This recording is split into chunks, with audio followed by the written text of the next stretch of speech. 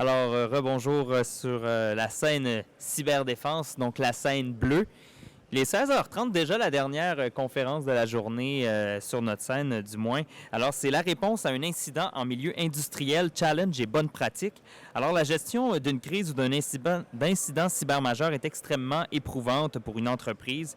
Elle peut l'être encore plus si toute la production est à l'arrêt ou si pire, une cyberattaque engendrer une catastrophe industrielle, écologique ou encore humaine.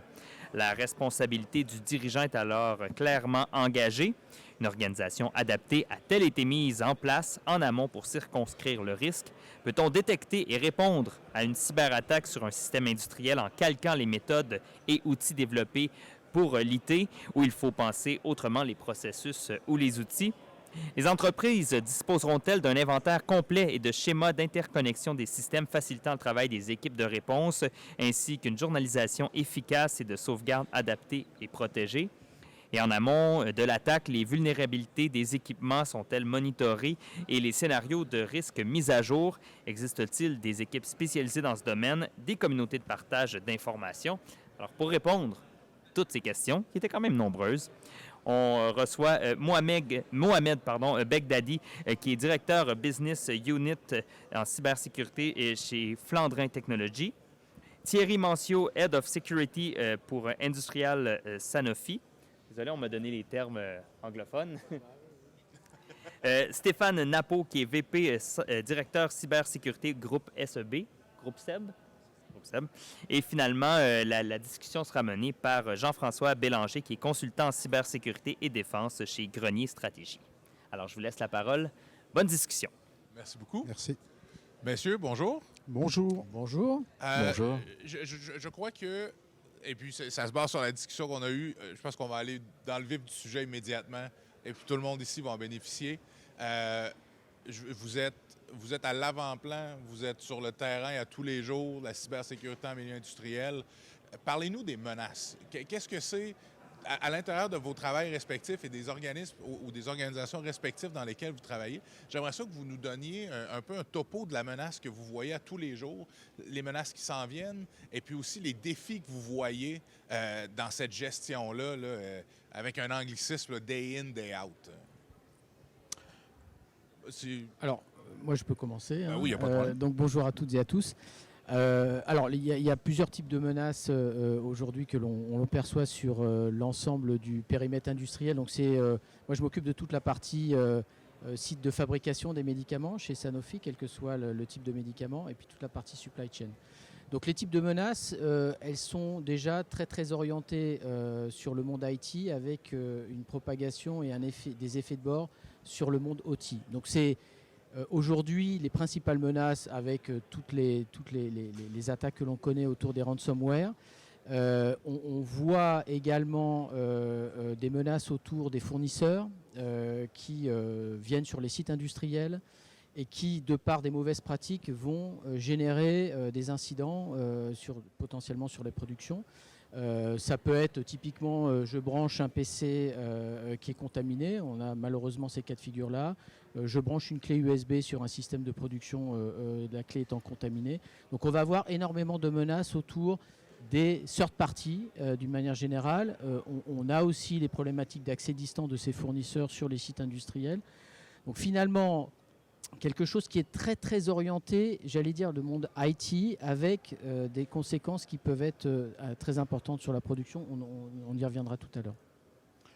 Alors moi, je parlerai de la menace d'un point de vue géopolitique. Donc en expliquant qu'aujourd'hui, si on regarde un peu la géopolitique des conflits, on voit qu'on a plusieurs phases. La première phase, c'est la phase où on va être un peu dans l'émotion d'un conflit, Ukraine-Russie par exemple. On passe sur une seconde phase qui est le statu quo. On passe sur la phase de raison où la diplomatie rentre en jeu. Et puis vous avez une dernière étape qui est la phase du cynisme où on fait effectivement des choix diplomatiques qui peuvent déplaire ou plaire. Et en fait, quand on regarde ce cycle de vie des conflits, on peut vraiment le paralléliser avec les attaquants. Enfin, j'appelle ça les opérateurs malveillants. On constate que dans des conflits, les associations de criminels peuvent se faire. On peut constater que des gens qui étaient plutôt dans l'éthique basculent dans l'attaque. Et tout ça pour dire qu'effectivement, aujourd'hui, les opérateurs malveillants dans l'environnement, s'adapte aussi face au conflit. Le deuxième constat qu'on peut faire d'un point de vue encore géopolitique, c'est que quand vous constatez le nombre d'officiers de sécurité par habitant, vous êtes sur un ratio de, on va dire, 300 à 400 forces de l'ordre pour 100 000 habitants. Donc ça, c'est des estimations. Quand vous regardez un peu les utilisateurs qui sont dans le dark web, c'est 2,5 millions de personnes qui visitent le dark web. Ça vous donne aussi une indication de ce qu'on doit faire pour essayer de monitorer ou de suivre un peu le profil des attaquants. Le troisième aspect, c'est l'aspect financier. On parle souvent d'hackers, de pirates. J'ai tendance à dire qu'il faut changer cette sémantique en indiquant qu'on a affaire à une société de l'économie underground qui est vraiment en train de se structurer et qui est une industrie. Aujourd'hui, on voit que des opérateurs malveillants peuvent investir 300, 400 000 euros dans une infrastructure avec des commandes et de contrôle. On voit dans les chats sur Telegram que des opérateurs malveillants peuvent investir 1 million d'euros sur un 0D. Donc on voit qu'aujourd'hui, on doit changer de profil, d'attitude face à ces menaces. Et puis après, il y a l'environnement, de l'industrie 4.0. C'est un peu le thème qu'on a aujourd'hui. Moi, j'ai envie de faire un parallèle avec ce qu'on a vécu il y a des décennies, enfin des siècles, lorsque la Chine s'est ouverte au monde. On a créé les routes de la soie, et ça a créé des chemins où on a pu communiquer, partager, mais ça a aussi créé des problèmes dans la manière dont on a diffusé l'information, propagé la culture, les religions, puisqu'on a eu des problèmes de pillage, de vol, de virus, maladies. Aujourd'hui, je dirais que l'industrie 4.0, elle va aussi avoir sa route de la soie 4.0, puisqu'on est en train d'introduire des nouvelles technologies. Je pense à l'IoT, c'est ce que je avais dit. Je pense à la 4G Pro, à la 5G Pro. Et toutes ces nouvelles technologies vont introduire de nouveaux mécanismes et de nouveaux vecteurs d'attaque. Et on le voit un peu sur le dark web. On commence à avoir des petits signaux où vous avez des opérateurs malveillants qui sont en train de se poser la question, de se renseigner sur ces types de technologies pour pouvoir faire un apprentissage et éventuellement adresser des attaques. Ce qu'on observe aussi sur l'industrie 4.0, on est plus sur la capacité à désorganiser. Donc on est vraiment sur des organisations qui ont un rôle plutôt étatique plutôt que de ransomware. Donc voilà un peu pour la cartographie de la menace d'un point de vue géopolitique. Je voudrais juste une clarification rapidement. J'imagine que tout le monde ici est près du milieu industriel, mais si vous pouvez nous expliquer en une phrase ou deux, quand vous dites industrie 4.0, vous référez à quoi ici? Alors je vais laisser les spécialistes. Non. Alors non, je ne suis pas forcément spécialiste. Quand on parle d'industrie 4.0, on parle donc de transformation digitale des usines et on va beaucoup parler de la data. Finalement, il y a énormément de données qui sont utilisées au niveau des systèmes de production. Quand on veut travailler sur de l'optimisation énergétique, quand on veut travailler sur de la maintenance prédictive, etc., qui ont un intérêt pour l'usine, on va utiliser les données et les processer, généralement dans le cloud, pour pouvoir apporter ces fonctions business et d'optimisation, de maintien de l'usine en termes de production et de capacité à être plus performant sur la façon dont les processus s'exécutent au niveau de l'usine. Donc c'est ça dont on parle quand on parle de digitalisation, c'est finalement la capacité à utiliser les données, à les traiter, à les processer dans le cloud pour pouvoir apporter une meilleure efficacité. Il y a d'autres usages, voilà, mais c'est un usage en tout cas qu'on développe beaucoup chez Sanofi. J'irais même au-delà, on parle de transmission de données pour être processées dans le cloud. On a aussi de plus en plus la volonté d'avoir des fonctions et des systèmes industriels qui sont implémentés directement dans le cloud. Pour des questions d'efficacité, de déploiement. Aujourd'hui, déployer des systèmes de type industriel dans une usine, ça coûte cher, ça prend du temps. L'industrie 4.0 va potentiellement permettre de le faire dans le cloud avec toute la standardisation apportée par le cloud et donc la capacité à le faire et à le gérer de manière beaucoup plus rapide. Et ça, c'est un bénéfice pour les usines de pouvoir récupérer le gain apporté par ces solutions industrielles dans un environnement cloud. Donc voilà, c'est quelques exemples de ce que c'est l'industrie 4.0. Merci beaucoup, c'est apprécié. Monsieur Napo, je pense que vous aviez votre micro pas très loin. Non, je suis parfaitement en phase avec ce qui a été dit par mes deux collègues. Voilà. Sur la menace, pour conclure, je pense que la menace, elle est protéiforme. Vous avez sur les usines, sur le manufacturing, sur l'OT, les mêmes menaces que sur le reste du digital. Cette menace, elle est avant tout opportuniste, protéiforme et opportuniste. Et cette menace, c'est avant tout, il faut se le dire, c'est le reflet de nos vulnérabilités. Voilà. Nous créons les opportunités de menace. Donc dans l'art de la guerre qu'on a cité ce matin, avec Know Your Enemy, il faut aussi pratiquer beaucoup plus dans l'industrie et dans l'IT et dans l'IoT, donc OT, IT, IoT, le Know Thyself. Voilà. Tout ce qui est vulnerability management, etc., n'est pas suffisant aujourd'hui. Il faut aller au-delà, jusqu'au métier. Voilà, c'est très important. Vous savez, pour la menace, pour eux, c'est du make money. Pour la défense, c'est du save money. Et on parle souvent offense-défense. Il nous manque le troisième angle du triangle, qui est la modernité. Mes collègues en ont parlé, Industrie 4.0. La modernité crée des menaces quelque part. Elle crée des nouvelles vulnérabilités, des technologies qu'on ne maîtrise pas encore très bien. Et donc, c'est à ne pas perdre de vue. Il faut l'avoir dans le viseur. Donc la menace, ce n'est pas que les bad guys. La menace, ça n'est pas qu'un phénomène volatile. C'est aussi des choses qu'on maîtrise. 80 à 90% des menaces font des impacts sur des vulnérabilités qu'on cultive depuis très longtemps. Des vulnérabilités de gouvernance, pas assez de budget, pas assez d'équipe, pas assez de connaissances. Le premier risque, c'est de penser qu'il n'y a pas de risque. Voilà. Le deuxième risque, c'est d'essayer de tout traiter partout. On n'aura jamais assez d'argent et le risque zéro n'existe pas. Voilà. Mais il y a aussi des vulnérabilités de type humaine, de type technologique, des vulnérabilités liées à la sous-traitance, etc. Donc dans ce schéma, la menace, elle se sert sur nos mauvaises pratiques et elle est tout le temps le reflet de nos vulnérabilités. Voilà. Donc il faut savoir qu'il y a une grande partie de la menace que l'on peut manager. La menace, ce n'est pas juste une fatalité. Il faut positiver cet aspect et il faut le regarder comme ça. Donc si vous faites de la threat intelligence, c'est très bien, il faut continuer. Mais ça doit être votre priorité 1 bis. Votre priorité 1, c'est de ne pas laisser de porte ouverte pour que la menace soit attirée par vous. Merci beaucoup. En fait, ce que j'entends ici, Industrie 4.0, menace opportuniste, mais toujours changeante, un aspect géopolitique très important sur la question. Moi aussi, ce que j'entends ici, c'est un haut degré de complexité dans votre milieu et de ce que vous faites à tous les jours. Et puis, j'aimerais ça que vous m'en parliez un petit peu plus. Là. Je vous laisse aller un peu, comme on dit, mais parlez-nous un peu de ce lien-là entre l'humain et la technologie. Le fait que l'industrie, c'est quelque chose qui est très physique à la base, qui a dû résister un peu, cette digitalisation. Comment ça se passe sur le terrain? Et puis, ces nouvelles menaces-là, c'est quoi la clé de la réussite pour être capable de faire votre travail de façon efficace et puis de créer un environnement, là, comme vous dites, il n'y a pas de risque zéro, mais en fait, on essaie de s'en sortir le mieux possible, réduire les vulnérabilités et tout ça. Alors, donc moi, je voulais juste, en tant que société qui intervenons pour les sociétés, donc on intervient en tant que prestataire, et on en avait discuté.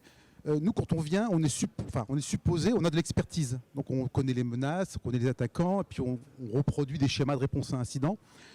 C'est vrai que dans le milieu industriel, quand vous venez la première fois et que vous venez avec votre savoir, vous avez le COMEX, les dirigeants qui vous disent « ma priorité, c'est pas ça.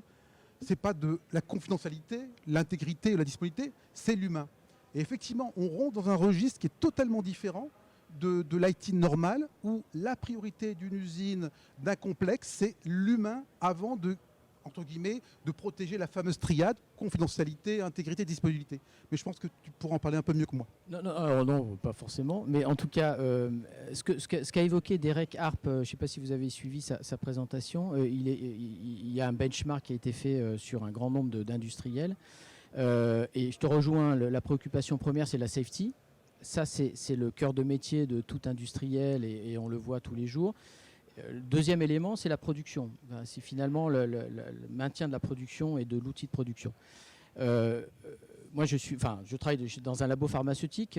Tu parlais de complexité. Les processus de fabrication d'un médicament sont très, très complexes, avec beaucoup d'étapes. Des étapes qui peuvent être réalisées sur un site industriel donné, d'autres étapes sur un deuxième site, la distribution qui peut se faire sur un troisième site, etc. Quand vous avez tout ce processus bout en bout avec à un moment donné un événement et un impact sur un des maillons de la chaîne, vous pouvez tout arrêter. Ça veut dire aussi le lien avec l'humain, ça veut dire ne pas délivrer des médicaments pour nos patients, On fabrique des médicaments assez classiques. Probablement, vous avez tous entendu parler du Doliprane. Bon, s'il n'y a plus de Doliprane, c'est pas dramatique, même si je pense que les actionnaires ne sont pas très contents. On a ce qu'on appelle des lifesavers. Donc, c'est-à-dire si vous n'êtes pas capable de produire et délivrer des médicaments qui sauvent des vies, là, ça a un impact beaucoup plus important.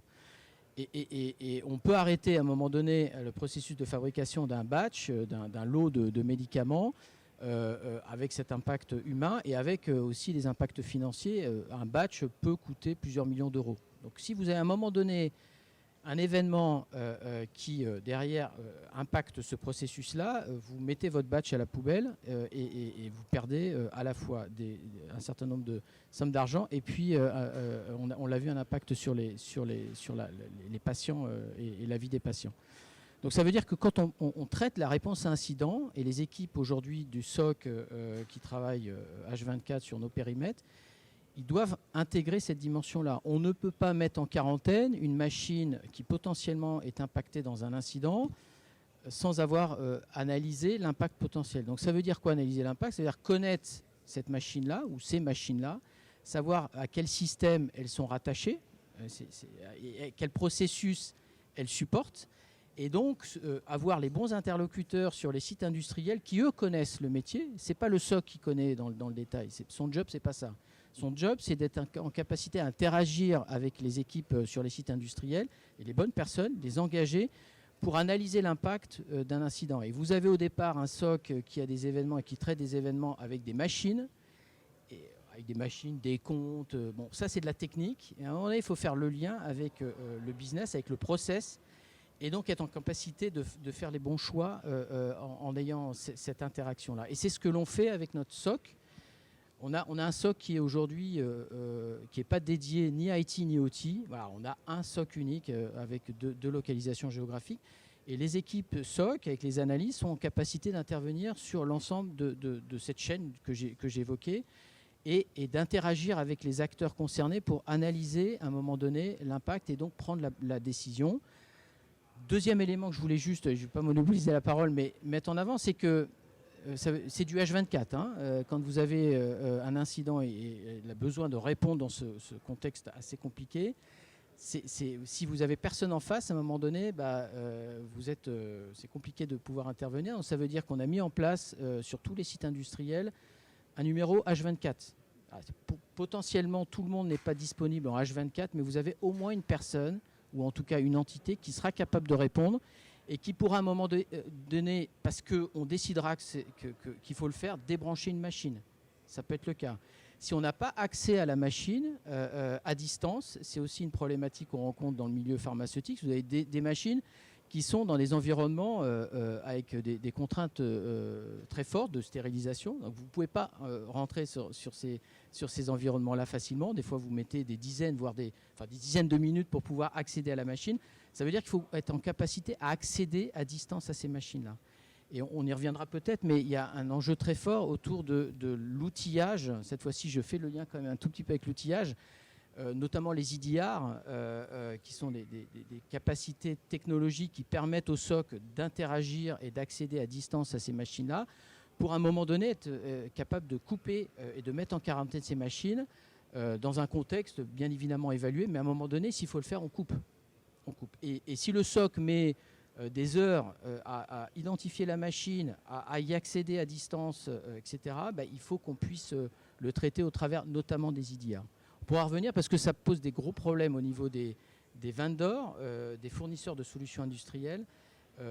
Déployer ces technologies-là sur ces solutions-là nécessite qu'on puisse interagir des fois avec des fournisseurs pour être en capacité de le faire, parce qu'ils ne sont pas toujours très enclins à ce qu'on installe des solutions logicielles type cyber sur des outils industriels.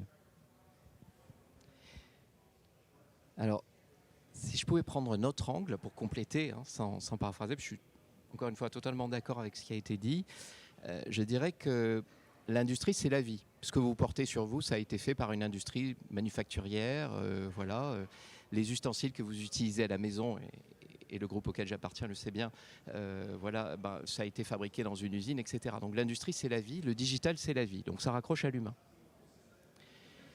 Au-delà de ça, aujourd'hui, on avait l'habitude de dire la question, c'est plus si, Ben, aujourd'hui, on peut dire c'est plus quand non plus. C'est plus non plus à cause de quoi on va avoir un impact. La question, c'est comment on va s'en remettre après.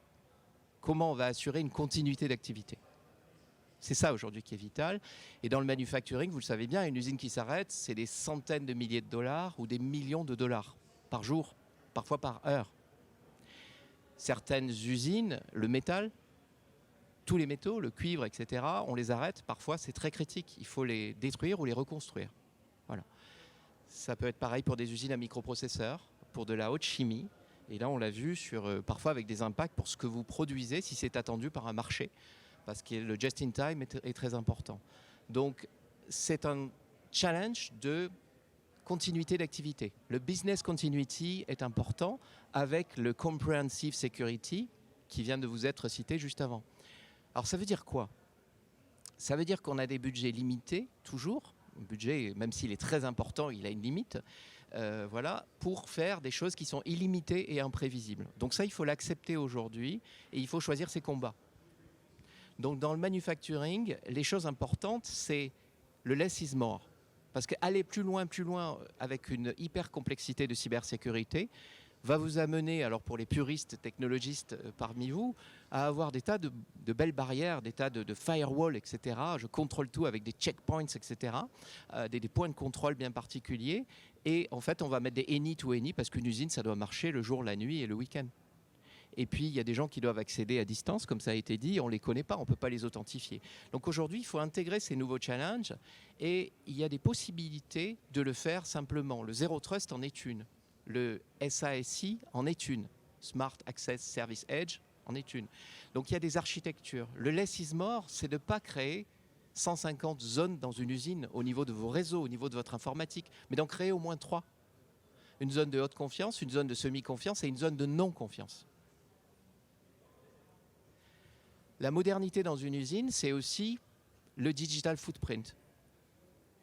On fait l'IT, on fait de l'OT, on parle de l'OT maintenant, et le SOC, Security Operational Center, font l'agrégation des deux. Je vous déconseille de séparer. Dans une usine, pour le manufacturing, il faut cloisonner les systèmes, mais sans diviser les gens, sans diviser la gouvernance, sans diviser la visibilité. Donc cloisonner sans diviser. L'autre challenge, c'est on est tous international. Le groupe auquel j'appartiens travaille dans 150 pays. 40 usines, des très grandes, plein de marques. Tefal, Tifol, Krups, Roventa, Seb, Molinex, etc. Pareil dans la chimie, énormément de pays. Et donc aujourd'hui, on va avoir un challenge parce que le digital a passé 40 ans à centraliser les choses et il faut, c'est bien. Nous sommes payés par la puissance de ce digital, il nous fait avancer. C'est cette modernité. Mais la compliance régionalise. Et on doit instancier des systèmes pour la conformité sur la data, pour la continuité d'activité, pour la réglementation, ou parce qu'il y a la guerre, ou parce qu'il y a des différences énergétiques, il y a du follow the sun, il y a le coût du travail. Tout ça a créé un système hautement maillé et centralisé. Aujourd'hui, il faut rentrer une nouvelle logique qui est la logique de red button. Est-ce qu'on peut couper un doigt ou la main pour ne pas perdre tout le reste? Le manufacturing, c'est ça aussi. C'est savoir quoi choisir et avec des red buttons, être prêt à couper Internet ou à couper la logistique ou à couper la logistique de tel pays et pas le reste. Et à savoir le faire et à ne pas être victime du petit serveur, du petit projet qui n'intéresse plus personne et qui va vous remonter le malware ou le ransomware. Parce qu'aujourd'hui, c'est comme ça. S'il y a une opportunité, elle sera trouvée parce que la menace est opportuniste. Et donc, dans ce schéma-là, ce qu'il faut essayer de faire, c'est de s'unir pour moins subir. C'est un motto qu'on a en France, c'est le motto du campus cyber. Campus cyber, une institution française qui nous aide à fédérer le collectif sécurité en France, s'unir pour moins subir. Et ça, c'est très important. Dans le manufacturing, c'est pareil. Si vous avez des directions très cloisonnées, et l'industrie, le taylorisme ont créé ce cloisonnement, et c'est très bien. Je viens d'un groupe industriel, donc le taylorisme est une bonne chose. Il y a de nouvelles, bien sûr, de nouvelles pratiques, et on en est bien loin aujourd'hui, on a beaucoup évolué.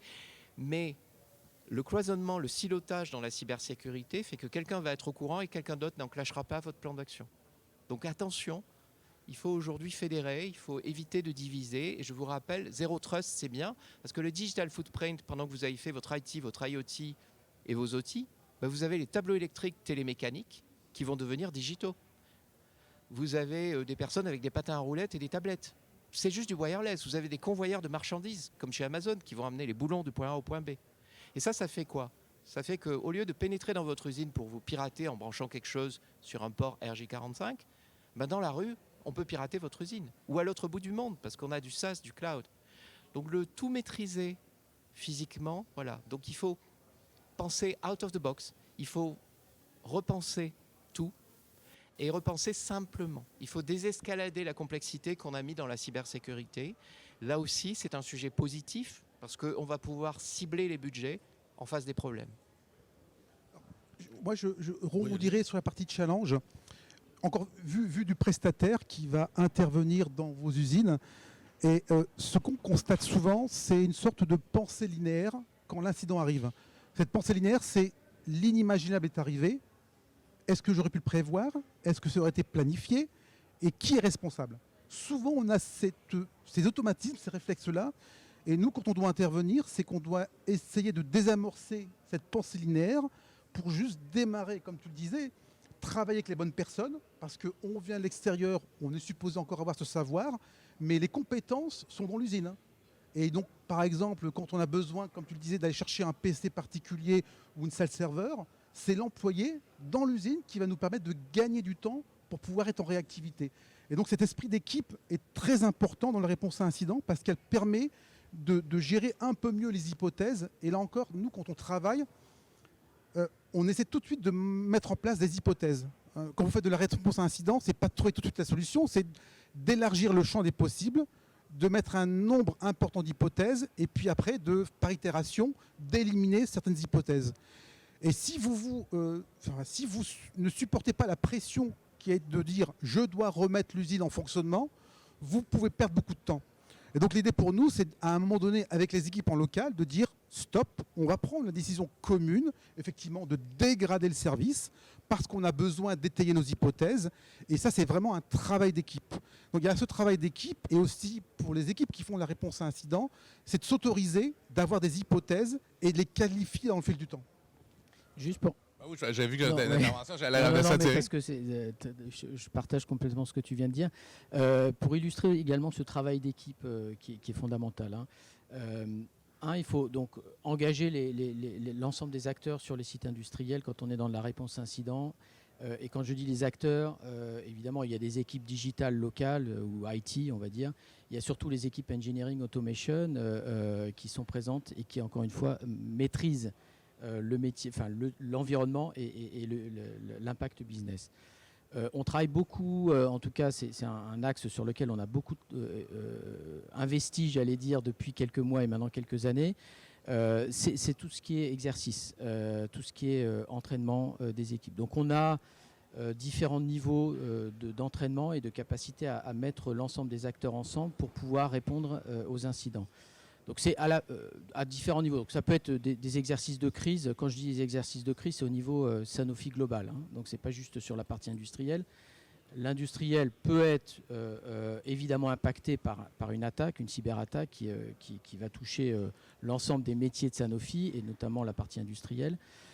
Donc ça, c'est des choses qu'on exécute régulièrement avec énormément d'acteurs. Quand on parle d'exercice cyber, d'exercice de crise, avec un scénario cyber, on a des centaines de personnes qui sont mobilisées, des dizaines de cellules de crise qui sont mises en place.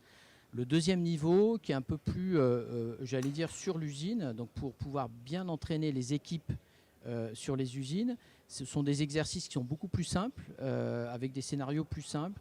Et on va mettre, j'allais dire, ensemble le SOC, le cyber SOC, les acteurs cyber industriels et puis les acteurs locaux sur les sites. Donc ça, c'est avec des scénarios qui sont plus simples et qui permettent d'entraîner l'ensemble et de s'assurer que le processus fonctionne bien et que les équipes collaborent bien. On peut avoir d'ailleurs, on l'a déjà fait, des exercices que l'on fait avec plusieurs sites.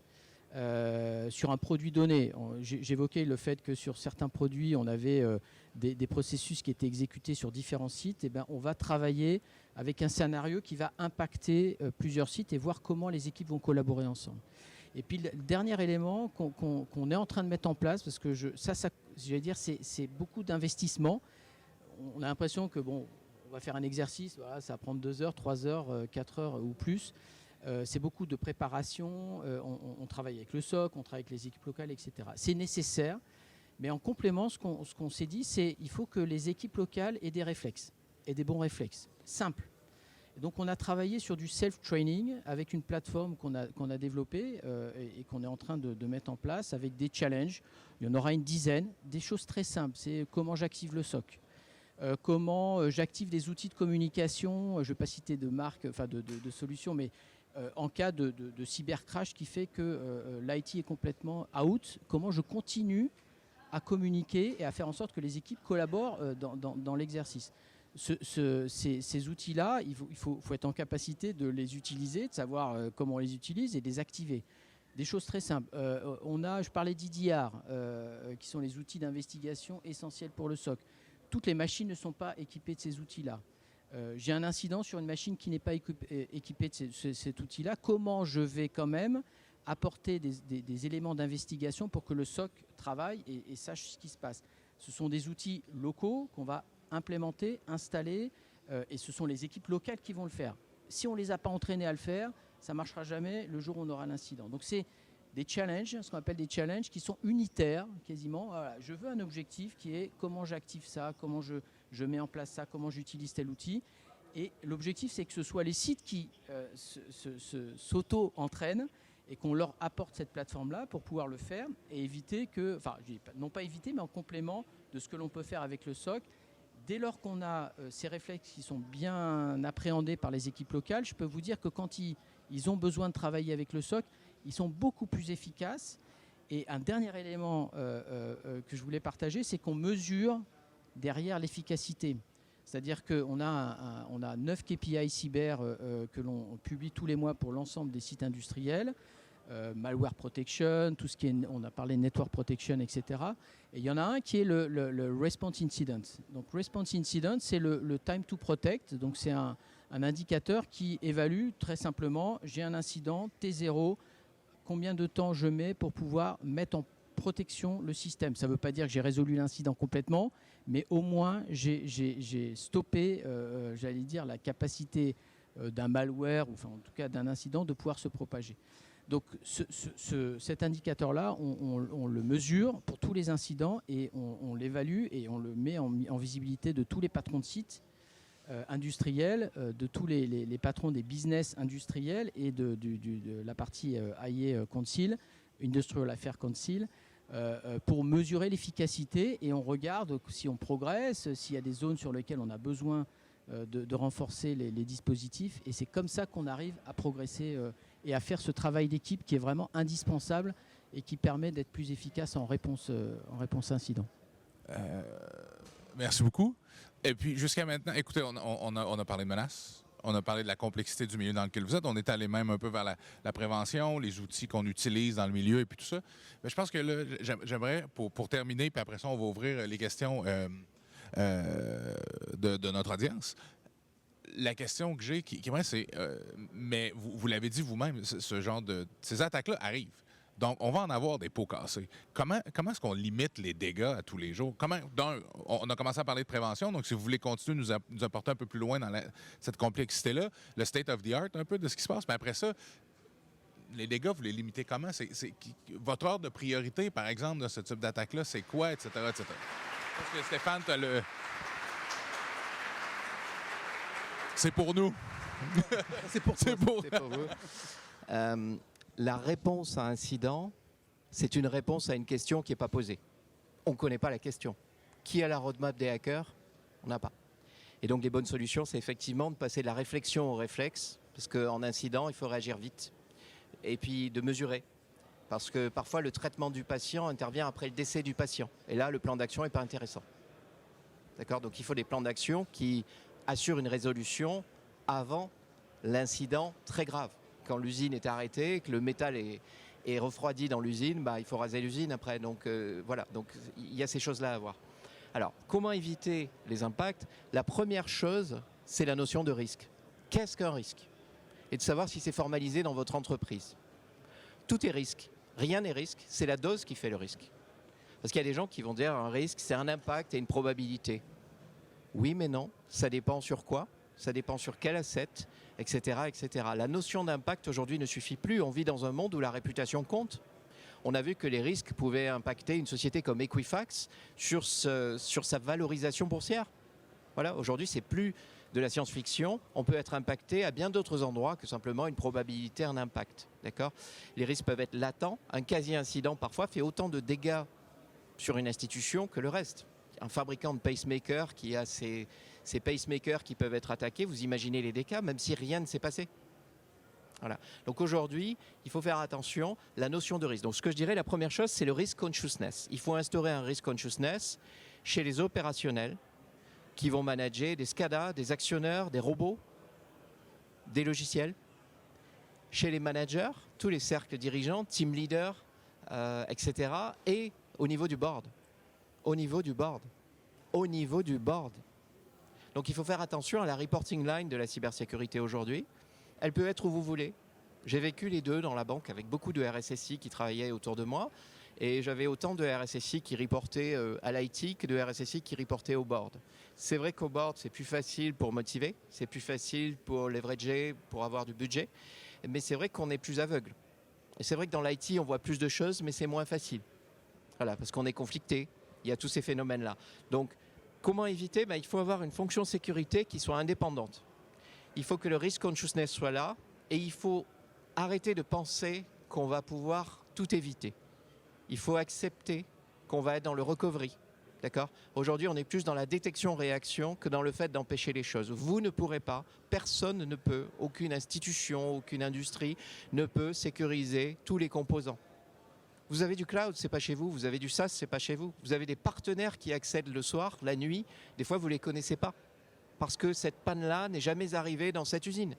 Et donc vous avez un nouvel expert qui, à distance, depuis Boston, va devoir se connecter au cœur de votre système. Sans ça, une centrale électrique peut s'arrêter, une centrale hydraulique aussi, une usine aussi, ou des bureaux. Donc aujourd'hui, c'est vachement important de regarder non pas uniquement sa supply chain, mais de regarder la value chain, la chaîne de valeur. Si sur votre chaîne de valeur, vous savez faire ce qu'ont dit mes deux collègues, passer de la réflexion au réflexe, anticiper, établir des scénarios, enlever les scénarios aberrants, rester sur des scénarios qui font du sens, vous allez pouvoir dérisquer votre chaîne de valeur. Mais votre chaîne de valeur, elle passe aussi par vos livreurs routiers, elle passe aussi par les gens qui font la publicité pour vos produits. S'ils ne reçoivent pas la nouvelle image du produit que vous avez fait, il ne sera pas commercialisé. Donc c'est toute une chaîne aujourd'hui, tout se tient. Et le digital nous l'a appris, mais dans l'industrie, ça reste vrai. Et l'industrie, c'est juste la vie. Donc ce que je dirais, c'est on ne peut pas se noyer non plus dans de la volatilité. Donc il faut se connaître soi-même, connaître ses ennemis après, instaurer une sécurité organique qui fait tache d'huile. Je mets la sécurité là et elle va grandir. Donc le zéro trust, ça marche bien pour ça. Je sécurise 3 choses, et après 30, et après 300, et un jour 3000. Sinon, j'essaie de faire du latéral, c'est ce qu'on a appris à l'université, c'est ce qu'on a appris en industrie aussi, c'est ce qu'on a appris dans les technologies. Si je fais du latéral, tant qu'il me manque un chaînon non sécurisé, ma chaîne sera à la vitesse du maillon le plus faible. Et ça ne marche pas. Donc aujourd'hui, c'est plus la stratégie de la tache d'huile avec le Zero Trust. Et ensuite, aller le plus loin possible, plutôt que le contraire. Parce que le digital footprint n'arrête pas de grandir. Donc, il n'y aura pas un point d'équilibre, il n'y aura pas un rationnel en « ça y est, on a tout maîtrisé, c'est fini ». Ça n'arrivera pas. Et donc, la réponse à incident, c'est une réponse à une question qui n'est pas posée. C'est éminemment complexe et ce qu'il faut, c'est essayer de prendre le moins de risques possible. Security by design, SASI, Zero Trust, et raisonner par tâche d'huile, qui est une nouvelle stratégie. D'accord ? Papier, tâche d'huile, vous verrez bien comment ça marche. Faire la même chose dans vos usines. Commencez par vos SCADA, vos actionneurs, vos robots, votre SAP, etc., etc. Et vous allez voir que vous allez dérisquer des zones petit à petit. Et ensuite, quoi faire après quoi ? C'est la value chain qui doit vous piloter. Ce n'est pas l'éditeur logiciel, ce n'est pas votre responsable IT ou OT. C'est que derrière, il y a la logistique, il y a le SAP et il y a le partenaire chez, je ne sais pas, Carrefour ou le retail, la distribution, etc. Et c'est à ça qu'il faut penser. Sinon, ça sera très propre chez vous, mais vous aurez un incident parce que votre value chain sera bloquée quand même. C'est Mohamed? Ouais, alors moi, je rajouterais deux choses. Ce qui est important, effectivement, mais tu l'avais dit, vous l'avez dit, c'est les exercices en réel. Il n'y a rien de mieux que de simuler une attaque, une vraie attaque. Il y a même des sociétés qui sont capables de se dire je vais accepter de déconstruire mon Active Directory pour la reconstruire. Ça me prendra 3 semaines, mais au moins je vais tester toute l'organisation, les process et les procédures. Puis le second point, alors c'est plus la partie prestataire de réponse à incident, c'est que nous on va regarder un peu en amont de l'attaque et après l'attaque. En amont, effectivement, comme la plupart, on va faire de l'OSINT, mais on va faire de l'OSINT pour essayer de comprendre comment les groupes criminels fonctionnent entre eux. Ça c'est l'amont, donc pas mal de sociétés le font. Et puis en aval, quand les attaques ont réussi, on est capable aussi, à travers la crypto qui va être maintenant la finance des criminels, de comprendre comment les flux sont blanchis. Et de temps en temps, on peut comprendre qu'un acteur qui a récupéré, je ne sais pas moi, 40 bitcoins, il est en train de la blanchir, voire même payer des groupes criminels qui ont mis en place l'infrastructure. Et avec ça, on est capable de monitorer et de donner l'information aux sociétés pour dire attention, il y a une infrastructure qui se met en place et vous risquez d'être pris. Et puis le second point, c'est qu'à un moment donné, il va falloir judiciariser votre affaire. Vous avez subi une attaque ou une tentative d'attaque, et ce qui est important aujourd'hui, c'est d'être capable de judiciariser pour renforcer l'action vis-à-vis des forces de l'ordre. Merci beaucoup. Avez-vous... Non, juste un dernier élément complémentaire sur la partie comment je limite l'impact, ou en tout cas comment j'ai la capacité de faire du recovery dès lors qu'on a subi une attaque qui est potentiellement assez impactante et majeure. N'oubliez pas la partie backup. Alors, quand on parle de backup, on dit bah oui, on fait des sauvegardes, il n'y a pas de souci, etc. Donc, il y a deux choses. Il y a l'infrastructure de backup, le service de backup. Concevez-le comme un service. Il doit être résilient. Et donc, nous, on travaille énormément avec les équipes, j'allais dire infrastructures, et qui gèrent les environnements de backup sur les sites industriels pour faire en sorte et s'assurer que ces services-là est résilient bout en bout. Si vous avez, dans le cadre d'une attaque, besoin d'isoler un site industriel, alors soit parce que c'est lui qui est à l'origine de l'attaque, soit parce que derrière, on veut protéger les assets industriels pour éviter la propagation. Si vous avez par ailleurs ce site industriel qui est isolé et qui a subi des dommages, et donc derrière, avec des systèmes qui ont été compromis, qui ont été détruits, si vous avez l'incapacité pour votre service de backup qui est résilient de pouvoir restaurer les données, bah, vous avez que vos yeux pour pleurer.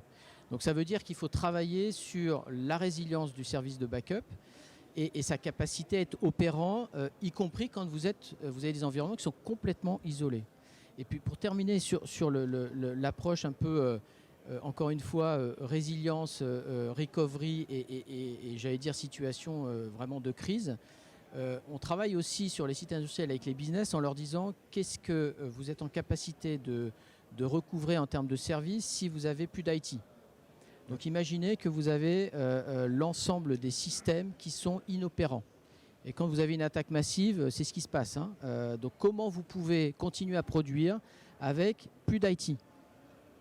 Et quels sont les processus? Alors on va surtout parler de manuel, on va retourner au papier à un moment donné. Quels sont les processus que vous pouvez mettre en place en mode dégradé pour pouvoir continuer à produire? Et si le site industriel n'est pas préparé à travailler avec ce paradigme-là et ces inputs-là, eh ben, le jour où ça va arriver, on sera vraiment dans une situation assez dramatique. Donc c'est aussi comme ça qu'on travaille avec l'ensemble des acteurs sur les usines pour qu'eux ils soient en capacité à la fois de recoverer les services et les systèmes qui ont été détruits, et puis de pouvoir continuer à produire avec un mode dégradé qui est certes pas satisfaisant, mais en tout cas qui permet de continuer à délivrer les médicaments pour nos patients. Bien, merci beaucoup. En fait, c'est tout le temps qu'on a. Merci beaucoup, messieurs, pour votre temps et puis une conversation qui est extraordinaire. Merci à vous aussi d'être restés jusqu'à la fin. Et puis, je vous demanderai de m'accompagner dans une chaude main d'applaudissements pour nos panélistes. Merci. Merci énormément pour votre panel et également merci aux gens ici qui avaient été avec nous aujourd'hui pour la scène bleue, mais également pour la première journée du FIC. Alors, je vous invite à être des nôtres demain parce qu'il y a encore plein de conversations ultra intéressantes qui s'en viennent. Merci beaucoup, puis n'oubliez pas de déposer vos casques à la sortie. Bonne soirée.